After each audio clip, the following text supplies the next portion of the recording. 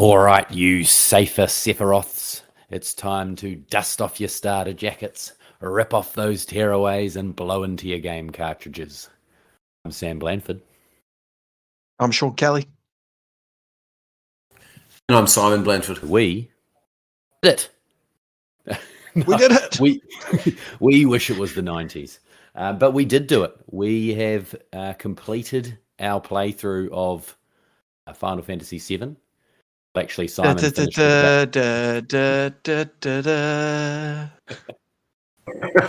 Simon finished it about 4 months ago, but Sean and I just finished, and did what we didn't think could be done, was finish it as an adult.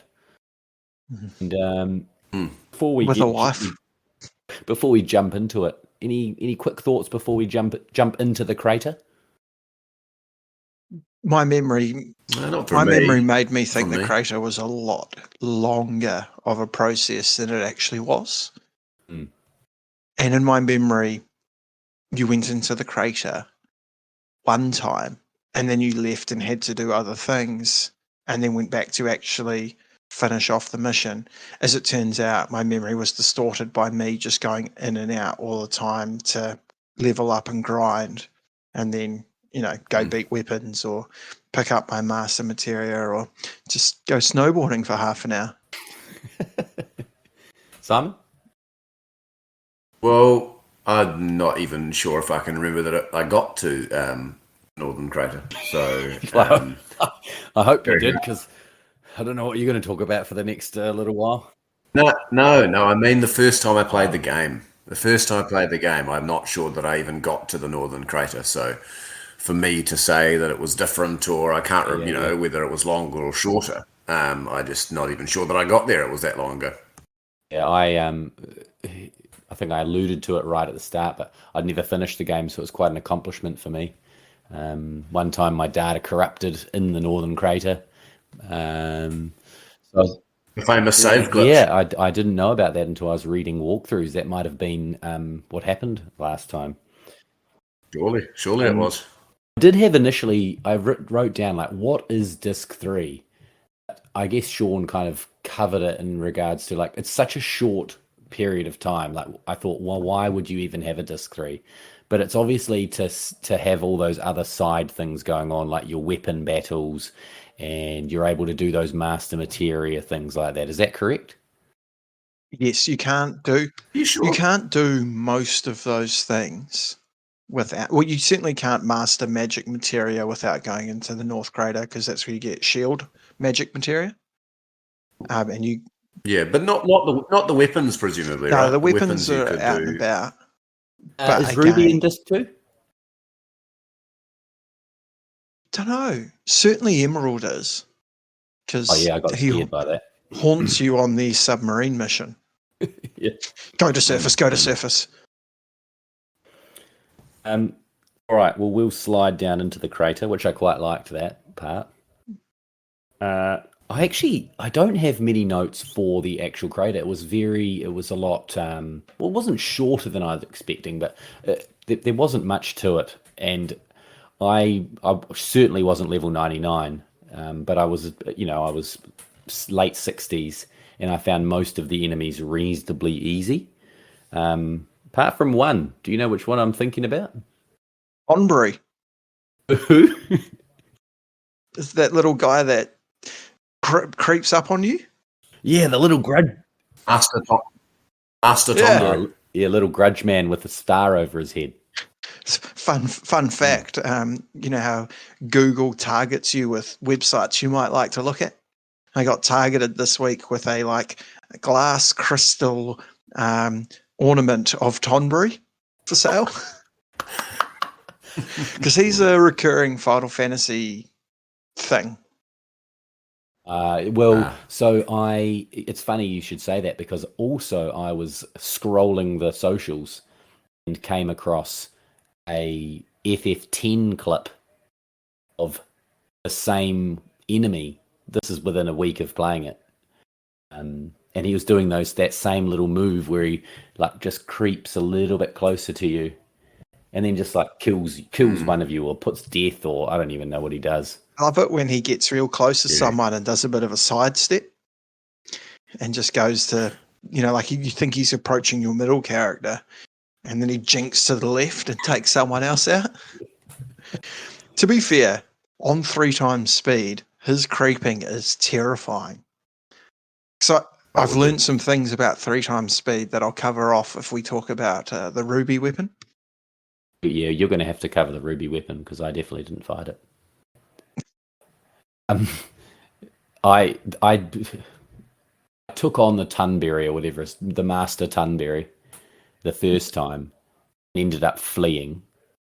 And then whenever I ran into it again, I just fleed because I didn't know what the end. Like, I kept hitting him with 9999s. Like, how much HP does he have? Yeah. Well, he's the highest HP character in the game. I did a bit of research. He is the highest HP, like non-boss in the game. And this is a good time to note that, first of all, instead of fled, Sam said fled. And secondly, the other thing I did want to note about that was that I didn't even know you could flee the entire time I just played this game. So I Till when? That's it. Just now. Flee. Just now, I did not flee a single battle. That's both heartbreaking and impressive. It was the first battle I fled. So I fled. Well, I fled a few battles when I was grinding if it wasn't the villain that gave good XP. No, I just didn't know you could do it, or forgot how to do it, or never bothered to look it up. And I think I only faced Master Tonberry twice in the Northern Crater, so he definitely did stab or that instant death move to one of my team. I faced him heaps because he floats around that pondy, swampy area quite a lot where I was grinding against those pots.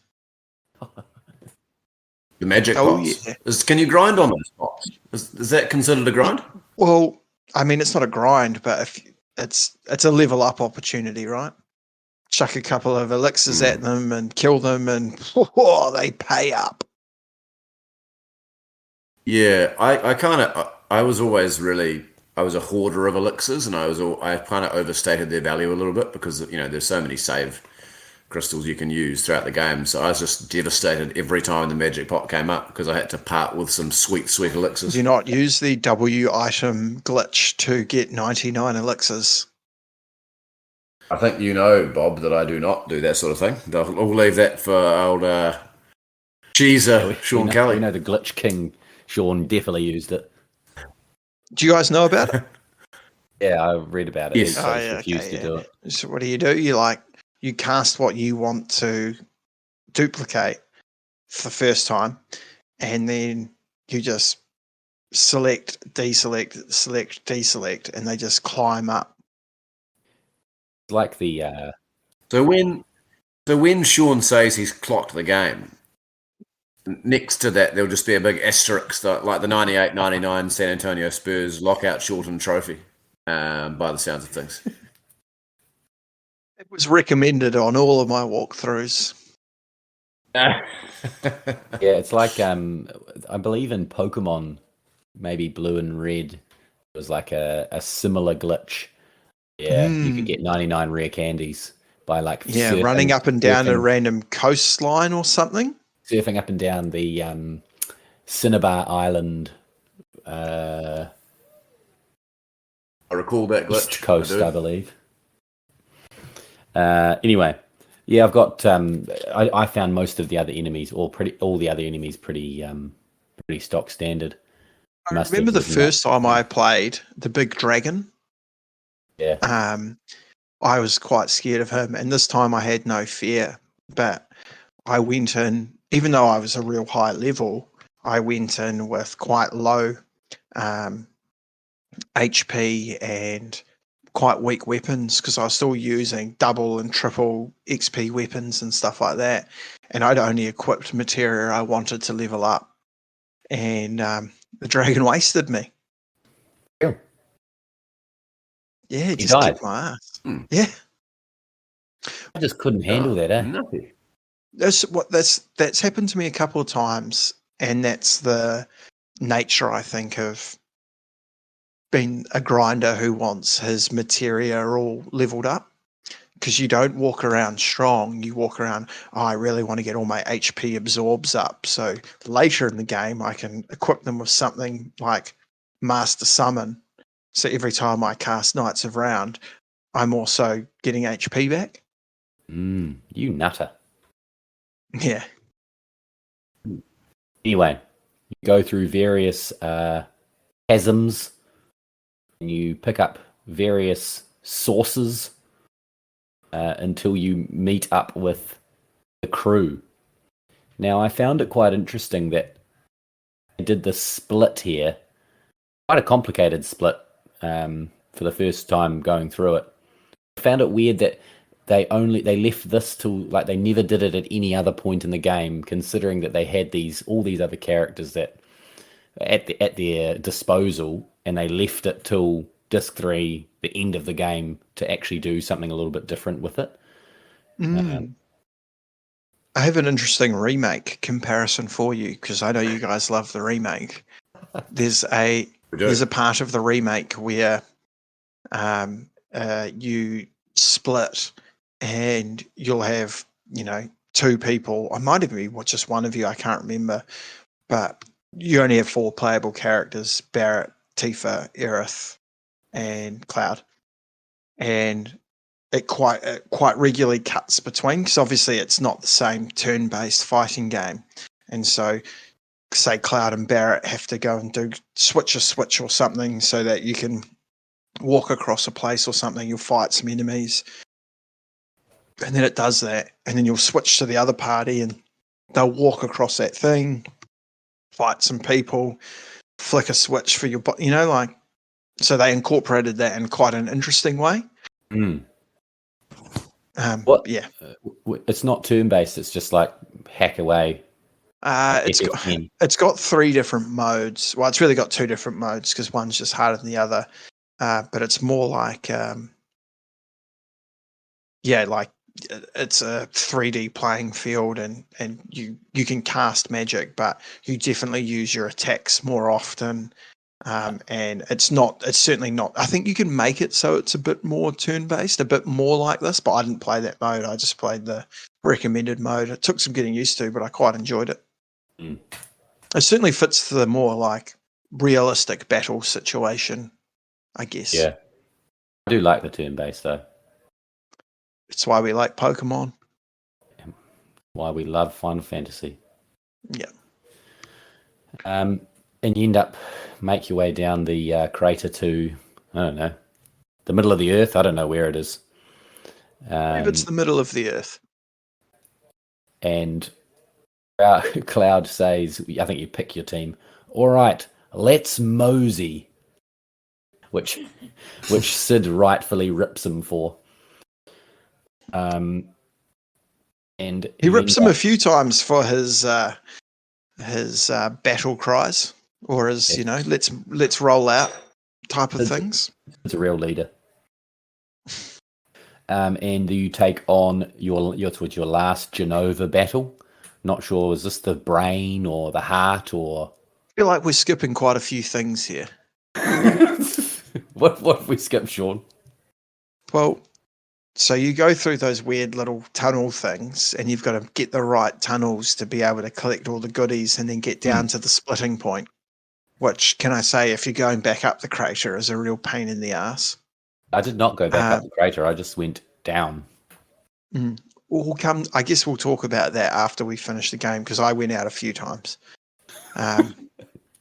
But also, so you split off, and you can go left, right, down, up. With different party members. I was real confused with that part. And it's I didn't like it either. But there's real important things about if you split your team the right way, you can collect certain things, certain goodies for them, but also the way that was maybe to the right, you fight an enemy who only casts his enemy skill once in the game, and if you don't get it when you fight him for the first time, you never get it again.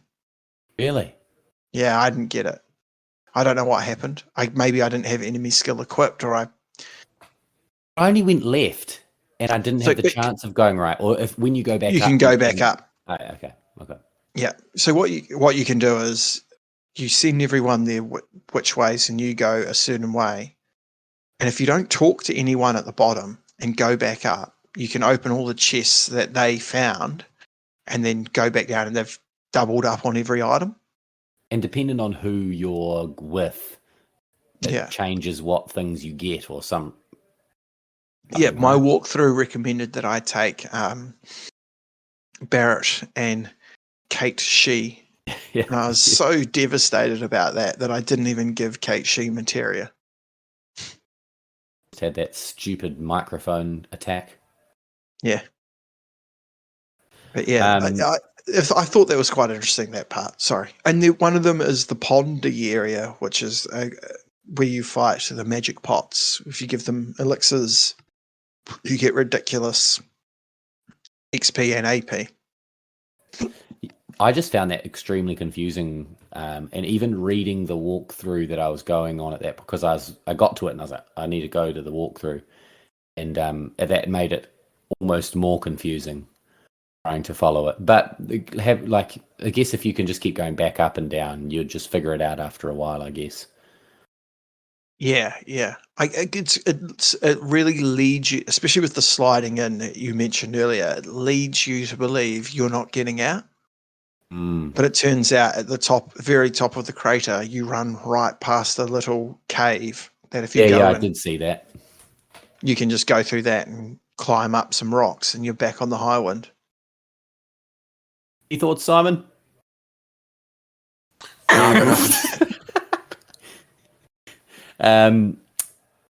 So anything before the fight with Genova, Sean? Nah, that's it. I hope everyone used their one save crystal just before going down that thing, because that's a great place for it. Didn't use it where it told me it would glitch out and I'd lose my data. But you face Genova Brain, Genova Heart. Is that what it's called?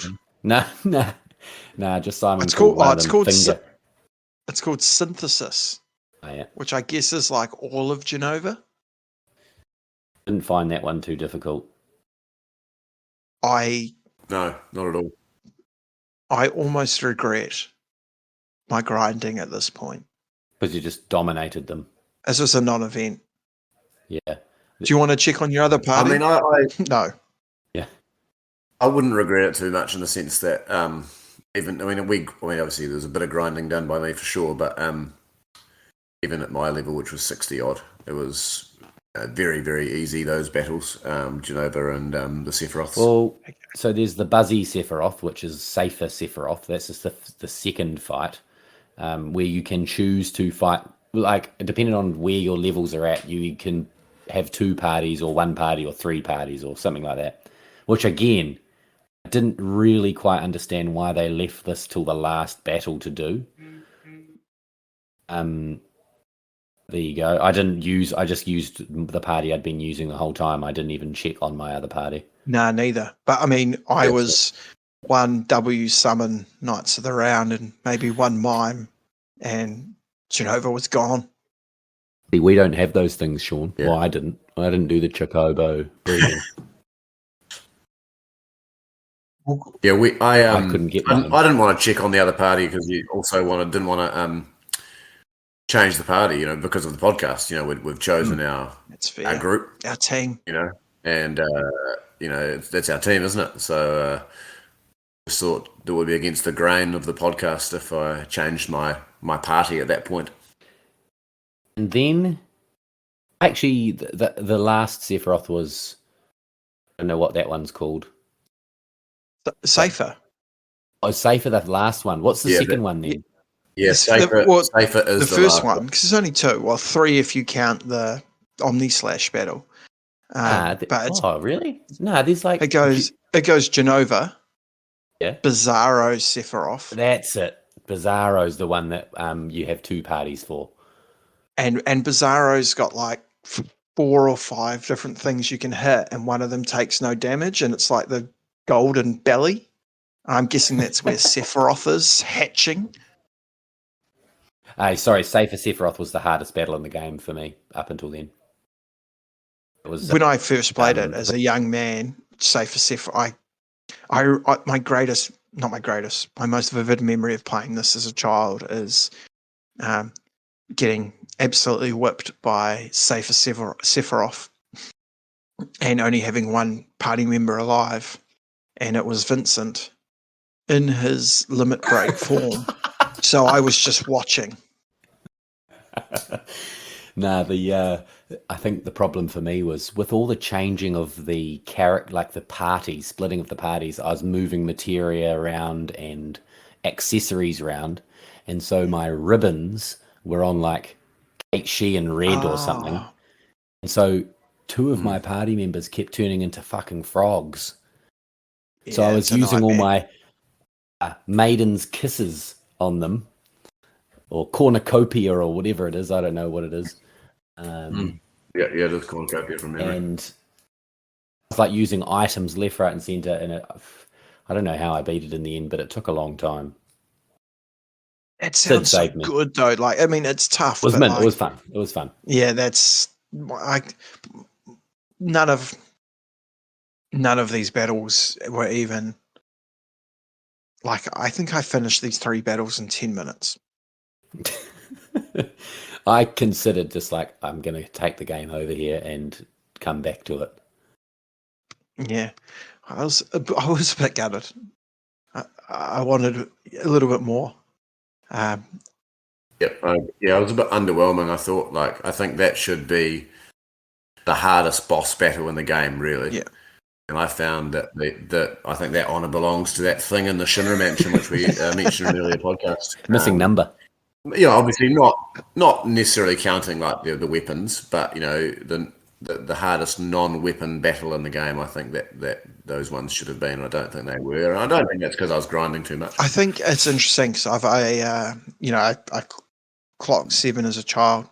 I've played 8 till the end, and I gave up on 9 halfway through because I just wasn't enjoying it, which is odd because lots of people absolutely love 9.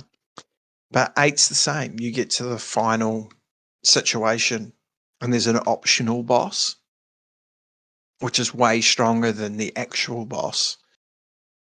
And I couldn't beat the optional boss. I turned 8 off and never played it again. Wow. I couldn't. Something about this grinder. Jeez. There was no glitch you could obviously take advantage of.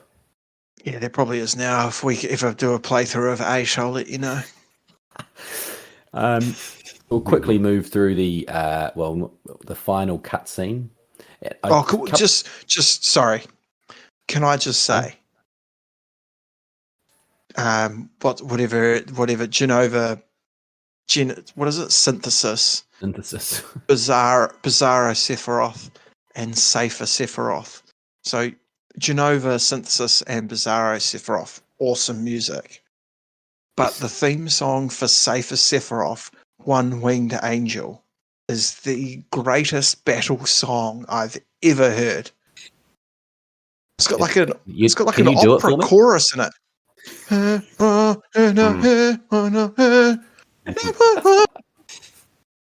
Why is it called Safer Sephiroth? I don't know. It's a weird name, mate. Is it because you just can't lose to him? It's very safe battle in the sense. I nearly lost to Safer Sephiroth. I definitely did the first time I played. Slash it to death. No. Yeah, no, I don't know. Actually, that's a good question, but not sure. It might be. Is it a translation thing? Yeah, possibly. Maybe. Also, Safer Sephiroth looks phenomenal. Yeah, badass. Wings, and it's like a hybrid human thing. He just looks amazing. The final cutscene, which is all in high def graphics. A couple of things that. Oh wait, I've got one more thing I need to reveal. I'm sorry. Reveal away. So you get to that last 1-on-1, and it's just you and Sephiroth. It's in his head, right? It's in Cloud's head. I think so. And you instantly get a limit break. And so I click Omni-Slash. Sephiroth swipes at me first and takes off nearly all of my HP. But I know that I'm about to kill him. I've seen this a million times before. But instead of me kicking his ass with Omni-Slash, Cloud uses counter and swipes him once and kills him. And I'm like, where's my Omni-Slash? Yeah, that can happen. Yeah, that can happen. Very disappointing. I just heartbroken. He didn't even attack me. I just thought that was it. Omni-Slash done. Yeah, he hit me. It nearly killed me. Can I go to the final cutscene now? I also just got the Omni-Slash. Yeah, go for it. Go for the final cutscene. A couple of things that jumped out to me. This fantastic graphics as usual. Sid definitely looks way younger in high def graphics. That's my only note I have for this episode. How young is Sid actually? I thought he was like 60. Yeah. And I think it's the only actual swear word in the whole game. Yeah, that's not asterisks out from Sid. Not a whole bunch of symbols. It plays a big part in the final cutscene. So I quite liked how it had the girl watching from Calm what was happening at Midgar. I quite like that. Yeah. Basically, Meteor's like basically ripping Midgar apart, and Holy's not working. I think that's what that is. That's trying to repel it. Yep. And fuck you, Bugey. And then the live stream takes over, healing the planet, as it were. The graphics are phenomenally good. I also like the little bit in the cutscene where it feels like Tifa and Cloud are like, well, we're stuck down here. Let's just, we've done our job. We'll just sit here and see this out. And the team's all there as well. We're not going anywhere. We're in it till the end. And then I don't know how, but the high wind comes falling in and they somehow get all on board, and it's got some sort of rocket ship function. Yeah, I was real confused. Yeah. But yeah, the like them sitting there and like, I guess accepting their fate, and then the team being on the ledge behind them and like, we're in it together, I was like, that's the crew. It would have been a hell of a moment for them to just die in there, though. That would have been a really interesting move to make them sort of martyrs. Would have been quite an interesting move. I had no problem with them being saved by the high wind, but I thought that just to make them martyrs for the cause would have been powerful. Quite interesting. Also, in a franchise that doesn't really do sequels, that would have been quite acceptable. Exactly. Yeah, it's not linear, really, is it? So would have worked quite well. But that's only due to popularity. But also, I did recall reading somewhere recently that in the original script for the game, quite a lot of members of the party die, and they decided not to do that because they wanted Aerith's death to have more weight. Interesting. Yeah. Interesting. Yeah, that is interesting. But it would have made sense. I mean, it happens in a lot of stories, doesn't it? You lose one or two on the way. All right. Done. Reflections. How did you... Did you guys stick around for the post-credit scene? Nah. Is that the stars? So after all the credits, you get... I always assumed it was Red 13 with his cubs. No, it was Red 11. Yep. Sorry, my confusion. But it might not be because it's 500 years later. But they're running through a Cosmo Canyon of sorts. And they get up and look over, and there's Midgar and it's like destroyed but greened over with shrubs and trees and things. It's the Planet YouTube, One, you know?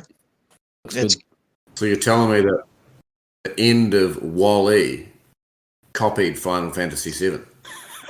It's exactly what happens at the end of Wall-E and the closing credits. I have not seen Wall-E.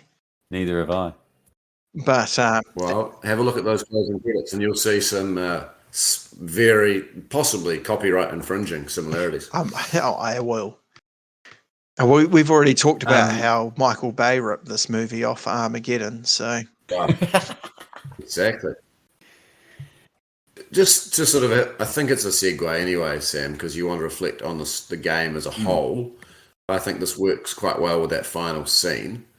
I felt that I would have loved to see like a Return of the King-esque summary of kind of what happened to the characters at the end. I thought that I felt a little bit ripped off there. I mean, because disc 3, as we already talked about, right? There's so much stuff on disc 1 and disc 2. So you know they they had the space, the bytes, the megabytes, as it were, to do it, but they didn't. So I felt a little bit ripped off there, but maybe it would have been really, really hard, I guess, to do because you would have had to probably do it in that high definition, perhaps, because it's not going to be a playable part, is it? Yeah, it can't be a playable part, so that makes it really hard to do. And also, maybe it's not about the characters, maybe it's about the planet. But that was one thing I would have liked to see, a hilarious reunion with Barrett and his infant that he leaves in charge with the bar. Those sort of things would have been quite nice. But no, apart from that, it was a very good ending. Return of the King styled ending. You've got Cloud and Tifa's wedding. You've got Sid leaving on a rocket ship to explore new worlds. Exactly, just all that good stuff. Cloud and Tifa's wedding and everyone else there, and that would have been a good one. Mm. Or you could do the Lost ending and have Cloud walking into his own funeral. There you go. That would have been great. A great Spoiler end alert. to a great game. Spoiler alert for Lost. Don't worry, it doesn't make sense. Now, hey, we'll save our Lost bagging for another Sean, podcast. I know that we have skipped over some things. The weapon battles. Do you want to quickly go over some weapon battles? Now, I've got, just before you jump into the weapon battles. Okay. Do you think you could beat Ruby Weapon without a walkthrough? No. What about Emerald Weapon? Maybe. See, I just find that it's kind of interesting bizarre. too, like, but it's interesting. Yeah. Sorry, I know what you're saying. Go carry on. Or just feel like it's interesting that there's obviously the hardest battle in the game. No matter how many times you play it as long as, if there wasn't if you didn't know that strategy, there's no way that you were going to be able to beat it. The Ruby Weapons. 0900 Final Fantasy VII. Call up the number. Give them some extra money. So the Ruby weapon battle in particular is so bizarre because Ruby Weapon does this whirlwind move that removes characters from the battle permanently. So they just disappear off the screen.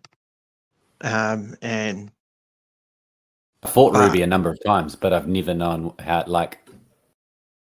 I've looked. I didn't try it this time, and this is a time where I was kind of religiously looking at walkthroughs.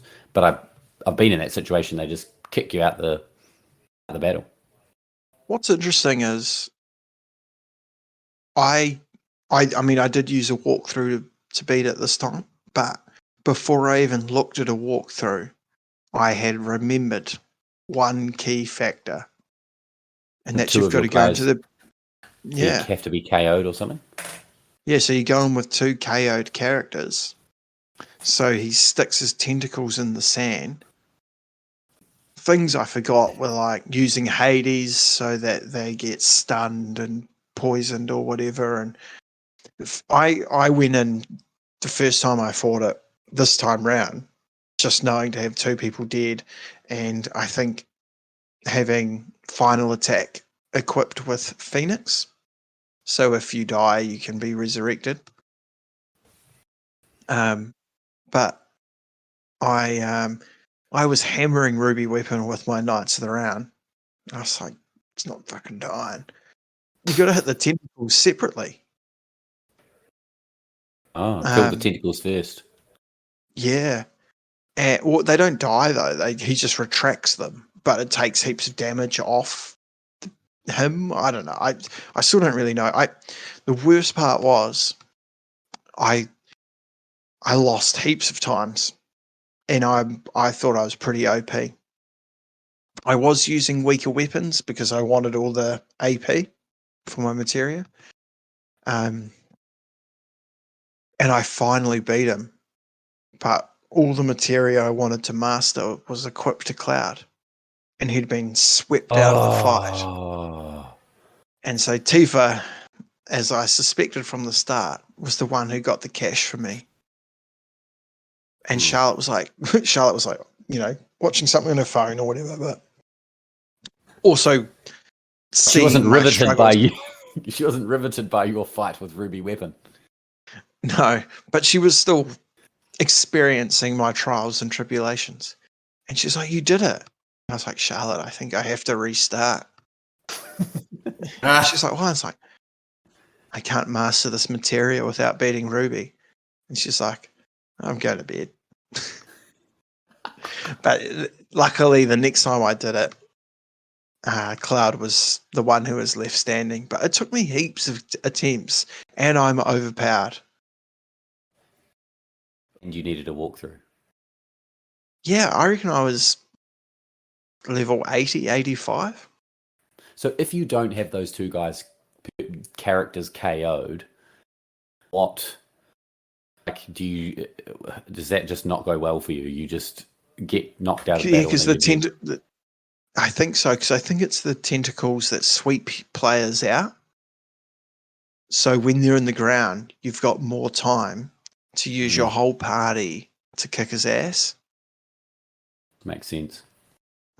Emerald Weapon's interesting, because of if you don't have underwater materia, you have a time limit. Oh, that's right. But I think Emerald Weapon's really difficult just because of the, like, if you're not walk-throwing and suitably strengthened in the right areas, his attacks will just kill you. So that's the nightmare. I think Emerald's attacks are more powerful than Ruby's, but Ruby requires way more strategy. Yeah. And what do you get? So when you beat Emerald Weapon, you get some item that you can go and trade with that guy in that house. In a house got the weapons and stuff in there. Yeah. Oh, and Calm, the Calm Traveler. Yeah, and you get one of them. I think you get more master materials, and the other one, like Ruby Weapon's the worst payoff ever, because you need a gold chocobo to get Knights of the Round to be a chance against this thing, and then the reward for it is a golden chocobo. You're like, really? You get given really? I'm just going to set this motherfucker free. Well, you'd have to ride it back to Billy's farm. I didn't even cash it in because I knew that was the reward. I was like, no, I'll keep this fucking harp or whatever I've got for it. I don't even remember. I just had to beat the Ruby Weapon because I've got a problem. So, speaking of which, we'll actually, I've got a few mailbag questions. Play the mailbag theme song. Simon, what's the mailbag theme song again? Believe it or not, George isn't at home. We do a mailbag first and then our final reflections, or yeah. Have you got? Do our. You've done a final reflection, haven't you, Simon? On the game. Yeah, but we can do mailbag first. That just segues into the a question that I've got. Sean having a problem from the mailbag. So we'll just do our mailbag questions here. So from Hungarian listener, Lushlo. How many hours did you play? You know, Simon, or is 4 months too far away to remember? No idea. I took a screenshot of my party just before I went to fight Genova Genesis or whatever it's called, Synthesis, and at that point I'd played 74 hours, 2 minutes and 5 seconds. Oh, well, I don't think I got to 40. I was 46 hours. So Sean, quite double me, but not far away. You were 99, level 99, Sean. I got to level 99. You absolute hard out. Sean the Grindman. Yeah. Right, it's nice looking at my... Oh, sorry. You go, mate. I was just looking at my screenshot of my level 99s and reveling. So next question from Adam B. Your favorite? Is that Adam Barrett, or are we not sure? Because I know he's a listener. Not sure. Maybe he's also playing along. So good on you, AB. Adam B. No, that's too obvious. A. Barrett.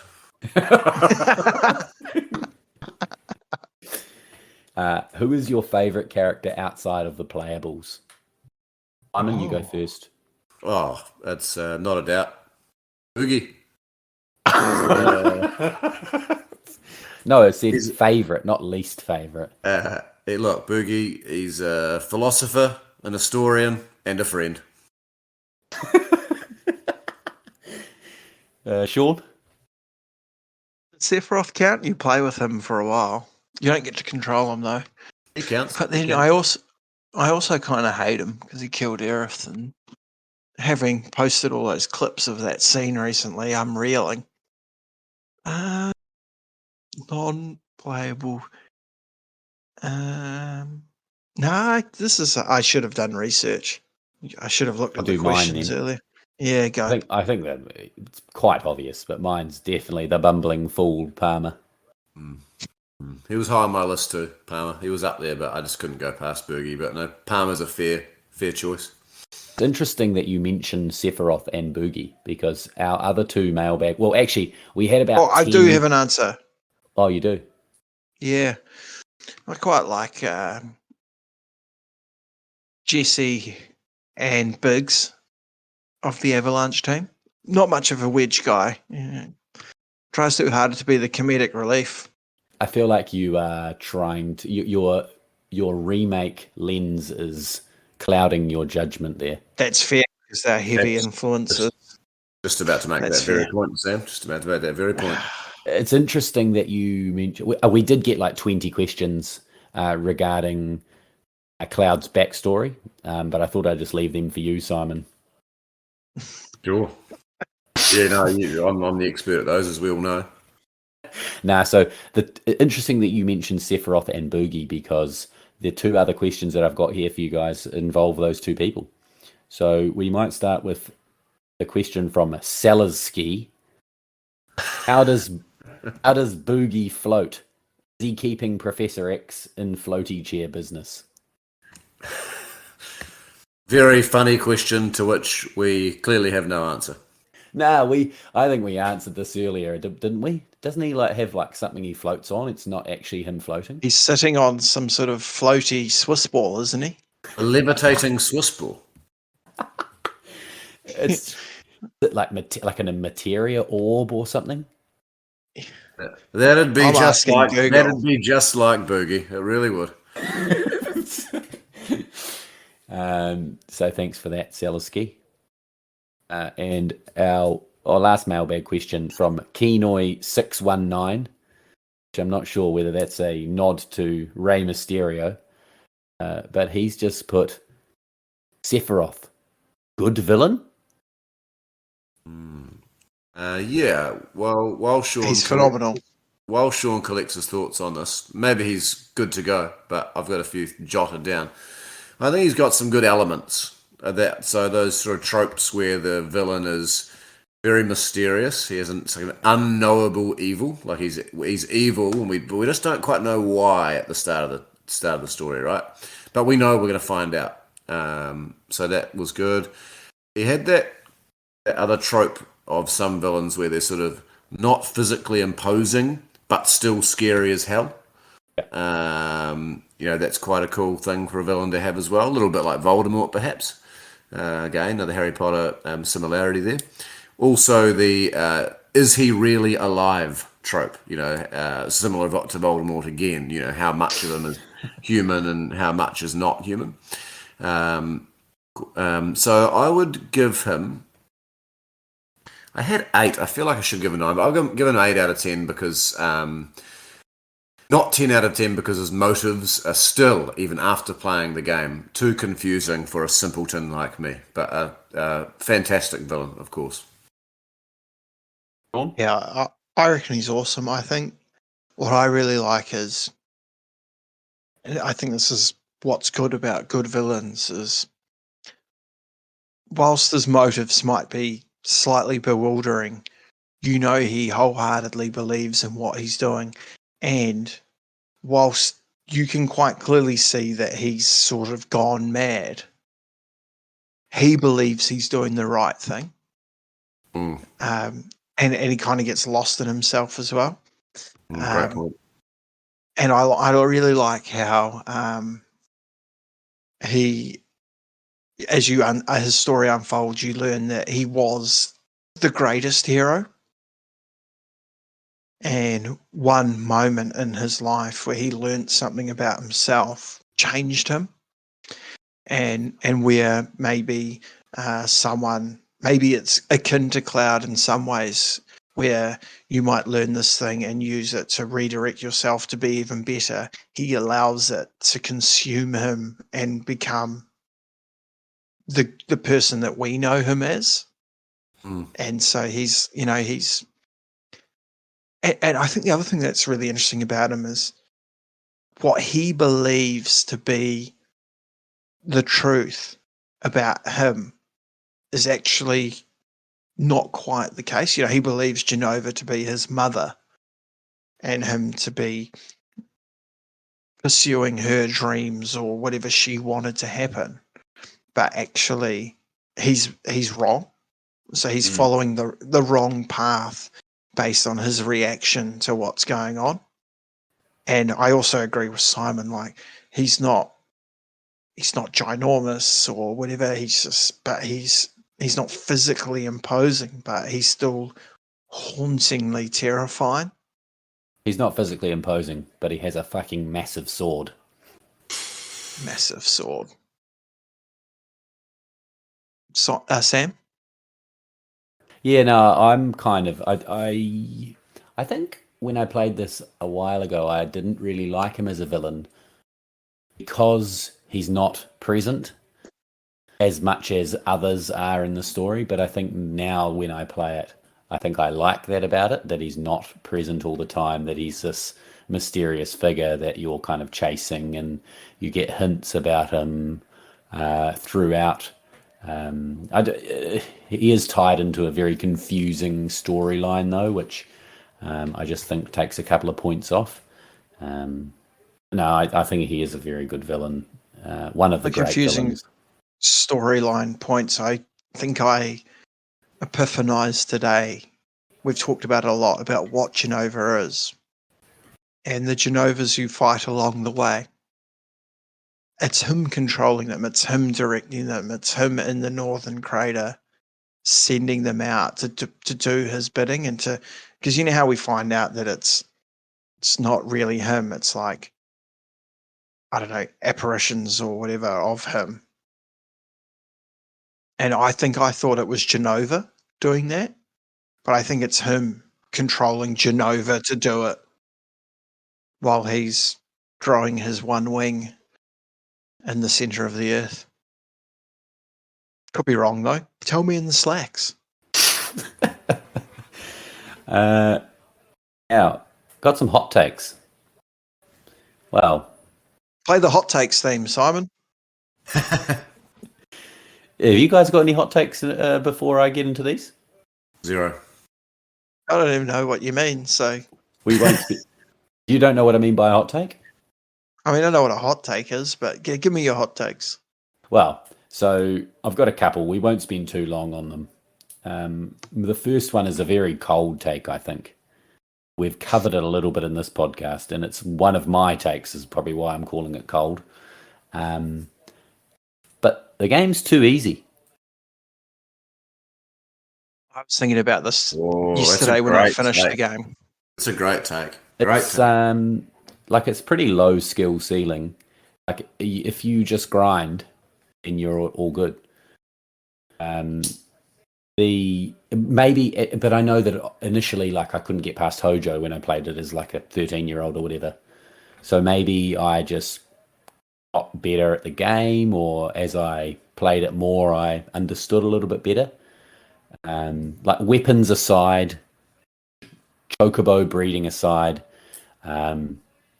if you just play through the game, do a little bit of grinding, you don't really have that much trouble. I feel like that's fair, what you're saying on most counts. I think also, though, I think you are working with a benefit of walkthroughs, which I think make a bit of a big difference. Of course, unless you're like level 90 by the time you get to the crater, that's obviously all that's irrelevant. But I think walkthroughs would have definitely helped you more than you realise. And we wouldn't have been using them at all when we were 13. And I agree, but also, how do you get rid of that leveling up thing? It's a very, very hard thing to get rid of, to make the game harder, unless you just make it exponentially harder to level up once you get to, say, level 60 or something, or you have a top level 70 is your top level, or whatever that might be, that's not as high as 99, but a fair criticism, though. Yeah, the difficulty sometimes isn't, certainly not the battles, but maybe the difficulty lies in knowing where to go or what to do in certain points to achieve things.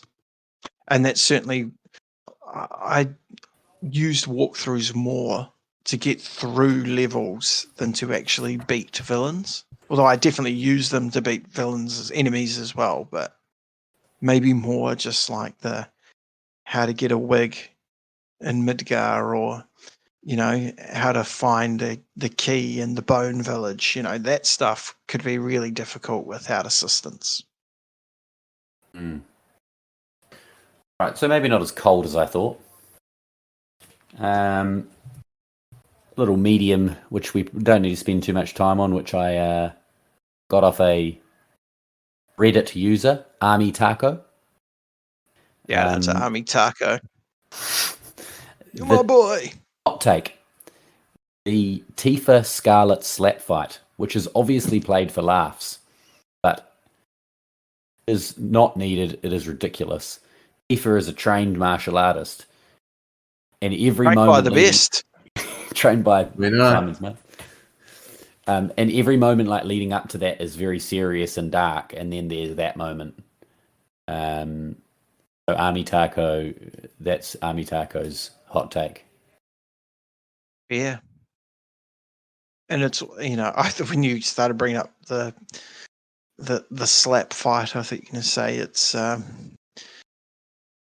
sort of sexist slant on women having a cat fight, but it kind of is that as well, right? It's couple of girls slapping each other because you're right. Tifa could have just cracked her and it would be done. Given her the dolphin's blow and she'd be out of there. Priscilla's dolphin's blow. And final hot take, which I believe is the 3-alarm chili hot take from our biggest fan, Kenoi619. Not sad to see Eris go. Limp personality in my eyes.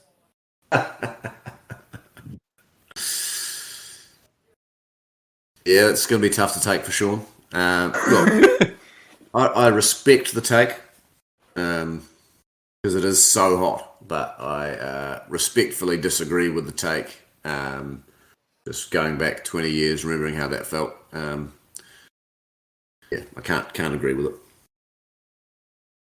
Yeah, I mean, it's easy for me to channel how I feel on Aerith based on when we released the episode of Aerith's death, and I was hammering out some clips of those scenes for the socials and crying my way through it. Interesting though, Sean, because I remember early on in the playthrough and us podcasting that you were very much a Tifa guy, and that you I found find Eris Aerith annoying. Yeah, she is annoying early on, especially because she's quite tee-hee-hee. Um, and her sort of banter doesn't really work for me. But as I think certainly in Disc 2 with her storyline and backstory, and I think it's like a good rugby team, you know. Doesn't matter what she's doing, what kind of yarn she's having in the sheds afterwards. You know what she's putting out in the field and what she means to the team.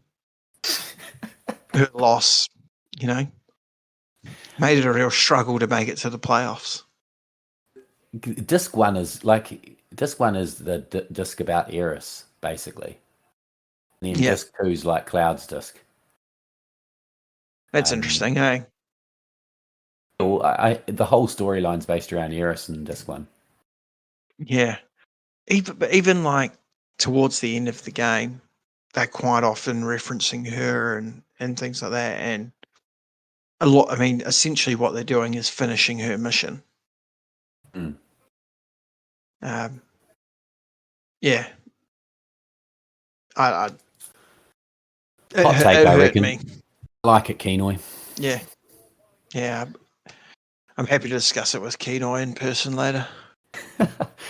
So any final reflections, lads? Did you enjoy playing it and discussing it at the same time? Anything else you want to talk about? Sean's talked a little bit about other Final Fantasy games that he's played. Have there been any other ones that you recommend or have played? We'll start with you, Sean, and then Simon can, because he's had a couple of reflections already, and you can add anything on, Simon. On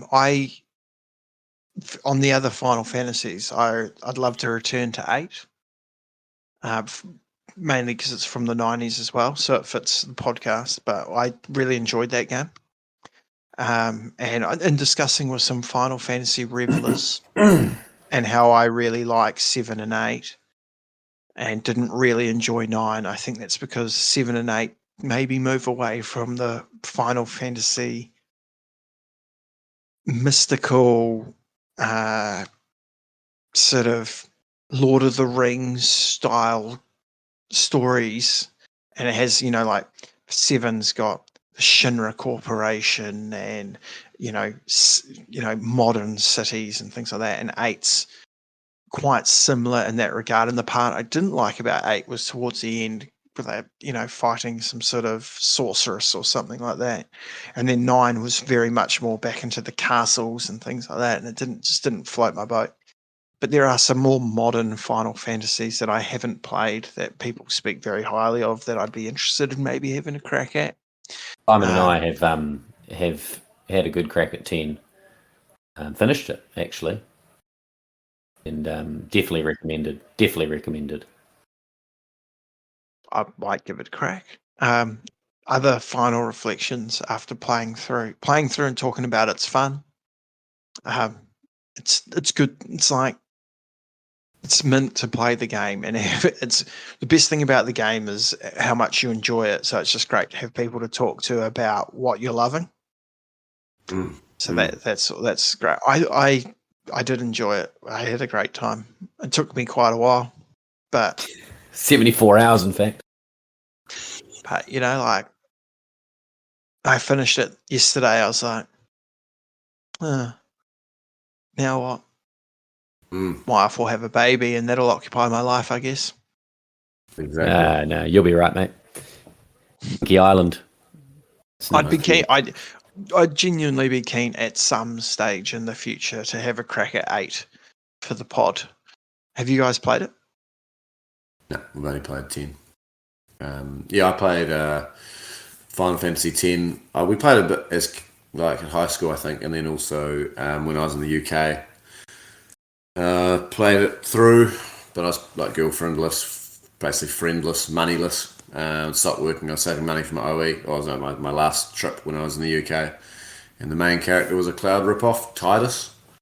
He's like a star blitzball player, which was another made-up ball sport in a magical land. It's a poor side story, much like Harry Potter and Quidditch. Final Fantasy X was great. It was really great. But I can only really see myself playing another one if my kids who are now 4 and 3, if they become interested in it later on, and that would be great if they would be interested. And that's probably the only time I can see myself playing again in the next 10 years. You'll play it and they can just watch you. That's what DZ does. Yeah. No, so that's the only time I can see myself playing another Final Fantasy game. But I just, even though, having said that, I just absolutely loved it. I feel like, can I talk about how I felt about it now, Sam, or do you want me to? Definitely. Go for it. Yeah, so I thought it held up unbelievably well. The minutiae of the story is still quite confusing, which I was initially, when I was thinking about this, I was a bit upset about. But then I thought about, well, actually, really, the overarching story is quite a simple one, really. It's humans are selfish and destroying the planet, and that's powerful enough, and I think that really holds up. So I gave the game overall a 9.5 out of 10, which is very high. The final cutscene and lack of sort of resolution with the characters, as well as quite a lot of stilted dialogue, probably brought it down that from 10 out of 10. And I think that stilted dialogue, I don't think it's solely down to sort of being lost in translation. I know some of it is, but I feel like some other stuff is just bizarre. But just, yeah, loved it. Loved being in that vast world. There it is. Yeah, I had an absolute ball. I definitely enjoyed talking about it at points, like stopping and talking about it. I think that definitely helped me understand it a lot more this time, as well as doing a little bit more research about it as well. Helped me. But it's just like, I think this time because we're podcasting about it, I focused more on the funny things that popped up. And I thought that really enjoyed playing with different characters as well. And I think that's a good way of spicing it up. If you're going to play again, like if I'm going to play again, I will probably do it with like Kate Shee or, like someone that I haven't done it with before. But other than that, I'm just a bit gutted that I've finished it. A bit gutted that we're not going to talk about it anymore. So yes, I would be interested in looking at Final Fantasy VIII potentially in the future. Maybe give me a year. But I'm keen as mustard. Final Fantasy X. You'll love a little bit of Squall Leon Hart and his gunblade. Final Fantasy, clocked Final Fantasy X. When I say clocked, I think I watched Simon beat the boss in Final Fantasy X. I've played FF12, I believe, and FF maybe a bit of Final Fantasy 13, but not very far through. One of them, I think, was the first one where you walk around. I think it's 12, and you see the people you're going to battle, or you see the creatures that you're going to battle. Like the remake. So yeah, it's like the first time that the battle wasn't a separate screen, I guess. I don't hear much about FF11, but I know there's Final Fantasy X-2, which I didn't take part in. I haven't played that either. But I've got Final Fantasy X on PlayStation 2 if you want it, Bob. PlayStation 3, actually. Got a working PlayStation 3. Yeah, so if you do want it, let me know. I see lots of things popping up about 15 on my suggested. I don't know if that's out or coming out, but I'm keen hanging out. I'm keen on Crisis Core and Advent Children, actually. I've got Advent Children if you've got a DVD player. No. And I'm obviously also hanging out for Remake Part 2 because I'd recommend the remake to anyone. I reckon it's, they turn however long Midgar is, 5 hours into 30 hours, but it is cool. It's cool. There's heaps of parts about it that aren't cool, silly side stories and stuff like that, but you probably don't have to do them. We know that I have a compulsive issue when it comes to gaming.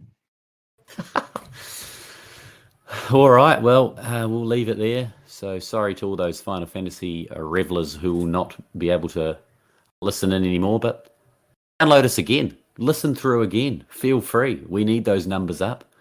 You want us to get an expert for a for some sort of deep dive discussion to get us through what really happened in the game? Tell us. We'll find one. They're out there. But other than that, I've got nothing else. So thanks for listening. I will see you on another podcast. Cheers, guys. Cheers.